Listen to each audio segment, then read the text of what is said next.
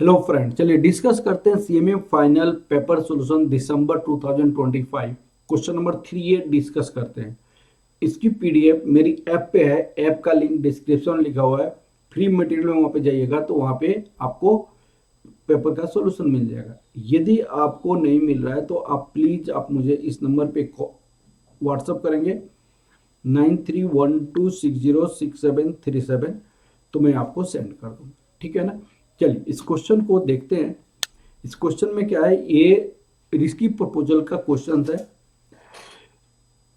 Aaron is evaluating the two mutually exclusive projects A and B, each requiring investment rupees 25 lakh.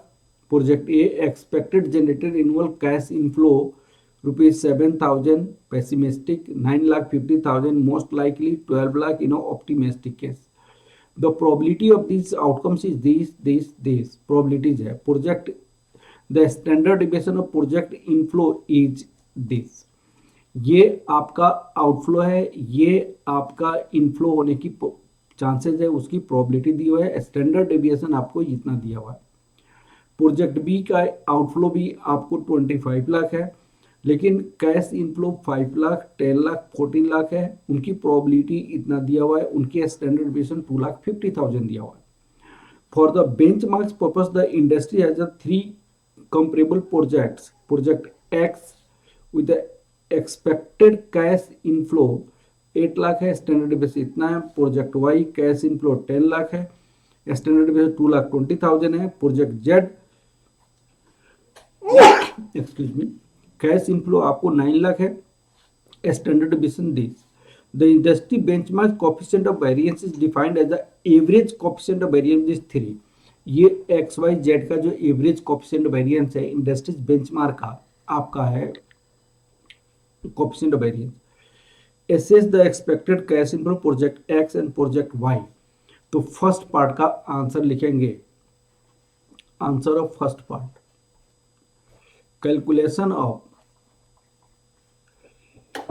Calculation expected cash inflow. इसका formula होता है summation P I X I. अब हमारे पास दो project है, एक तो प्रोजेक्ट ए है। तो प्रोजेक्ट ए का आपका कैश का इनफ्लो और प्रोजेक्ट बी है, ये दो का कैश का इनफ्लो निकालनी है। कैश का इनफ्लो का मतलब क्या होता है, उसकी जो तीनों केसेस में जो एक कैश का इनफ्लो है उसकी प्रोबेबिलिटी से मल्टीप्लाई करना है। तो यहाँ पे 7 लाख 0.20, 9,50,000 0.50, 12 लाख 0.30। ये आपका एक्सपेक्टेड कैश का इनफ्लो आ जाएगा। यहाँ पे 7 लाख 0.20, 9,50,000 0.50, 12 लाख 0.30। अब उसी तरह प्रोजेक्ट वाई का, प्रोजेक्ट बी का आपके पास कितनी है, 5 लाख 0.30, 10 लाख 0.40, 14 लाख 0.30। अब आपके पास यहाँ पे आ जाएगा दोनों का कैश का इनफ्लो। कितना हो जाएगा यहाँ पे 9,75,000, यहाँ पे रुपीज 9,75,000, रुपीज 9,70,000, ये हो जाएगा। अब आपको ये क्वेश्चंस का आंसर हमारा कंप्लीट हो गया। एक्सपेक्टेड कैश इनफ्लो निकाला था। Analysis the coefficient of variance of project A and project B. Coefficient of variance का जो फॉर्मूला होता है standard deviation divided by x bar. तो इसको हम कहेंगे एक्सपेक्टेड कैश इनफ्लो। अब उस कैश इनफ्लो का स्टैंडर्ड डेविएशन ये है, तो इनटू 100 करके हम कोएफिशिएंट ऑफ वेरिएंस निकाल सकते हैं। ठीक है ना। अब आपको answer of second part, answer of second part, calculation of coefficient of variance.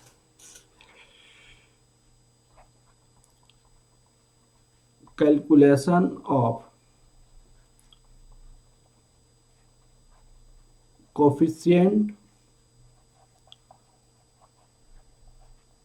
Variance, calculation of coefficient of variance. यहां पे प्रोजेक्ट है,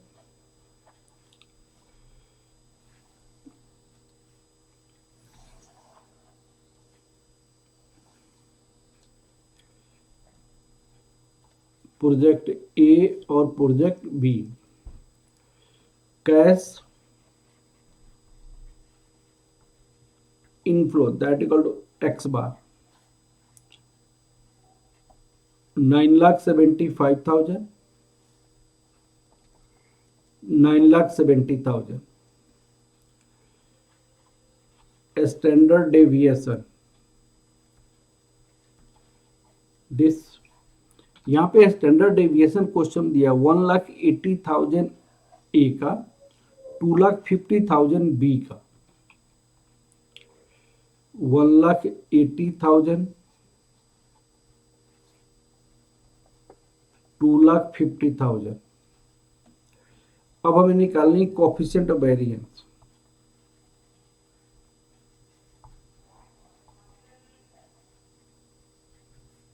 standard deviation x bar into 100, 1,80,000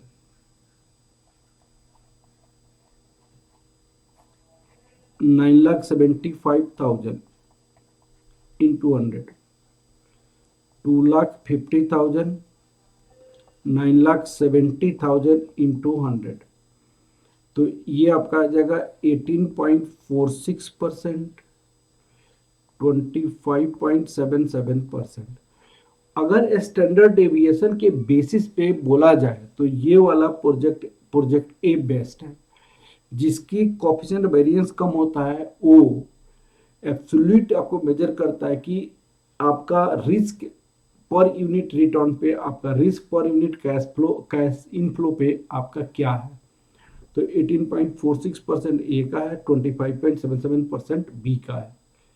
अब आपका क्वेश्चन क्या पूछी गई है, assess the industry benchmark coefficient of variance. Industry benchmark coefficient variance में project X, project Y, project Z का आपका कोएफिशिएंट वेरिएंस निकालना पड़ेगा, उसकी एवरेज लेना पड़ेगा, क्योंकि उन्होंने कहा कि बेंचमार्क के लिए एवरेज आपका industry benchmark coefficient of variance is defined as average of coefficient of variance.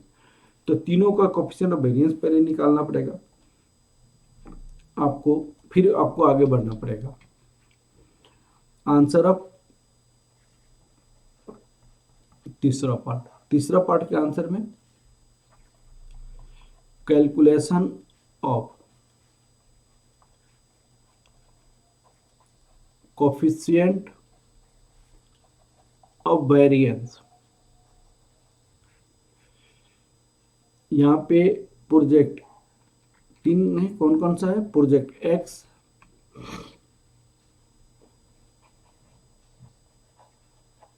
Project x,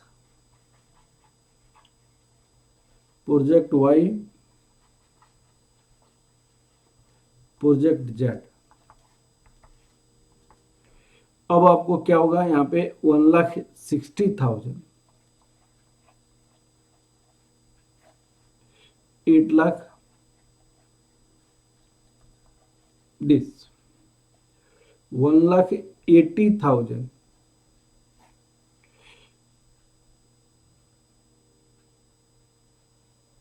यहाँ पे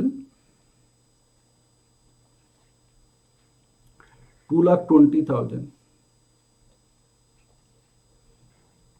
2,20,000 यहाँ पे 10 लाख हो जाएगा।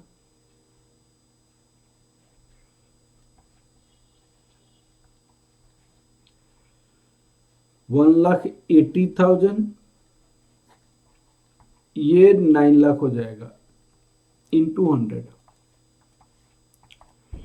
तो आपको ये 20% हो जाएगा, ये 22% हो जाएगा, ये 20% हो जाएगा, ये तीनों का सम आपके पास हो जाएगा 62%। एवरेज आपका क्या होगा, average coefficient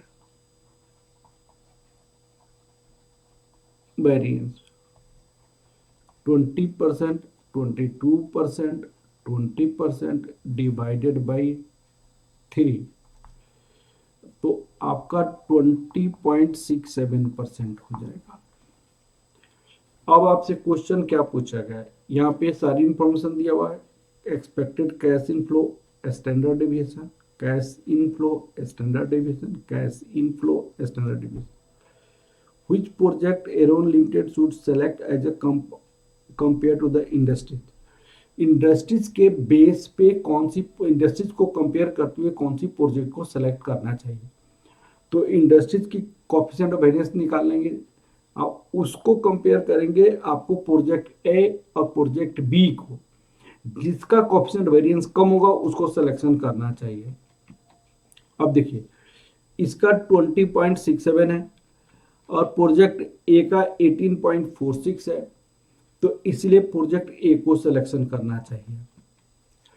industries coefficient of variance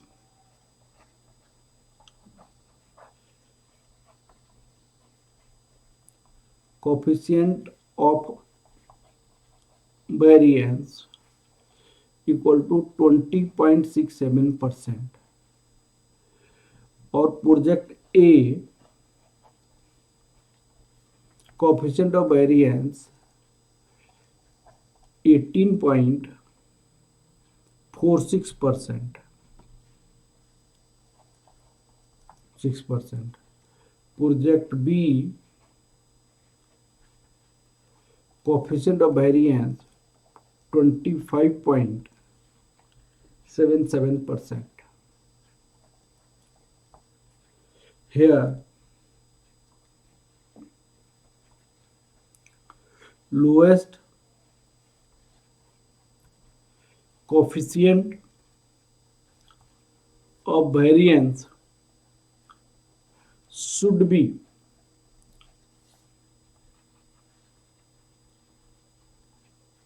selected, that is project A। Project A coefficient variance क्या रिप्रेजेंट करता है, सिंगल यूनिट कैश इनफ्लो पे क्या आपका रिस्क है, सिंगल यूनिट कैश इनफ्लो पे क्या रिस्क है। तो भाई सिंगल यूनिट कैश इनफ्लो पे 18.46% रिस्क प्रोजेक्ट एक्स का है जो सबसे कम है, इसलिए प्रोजेक्ट ए को सिलेक्शन करेंगे, इसलिए प्रोजेक्ट ए को सिलेक्ट करेंगे। ठीक है ना, चलिए क्वेश्चन कंप्लीट हो गया। Okay, thank you class, thank you very much.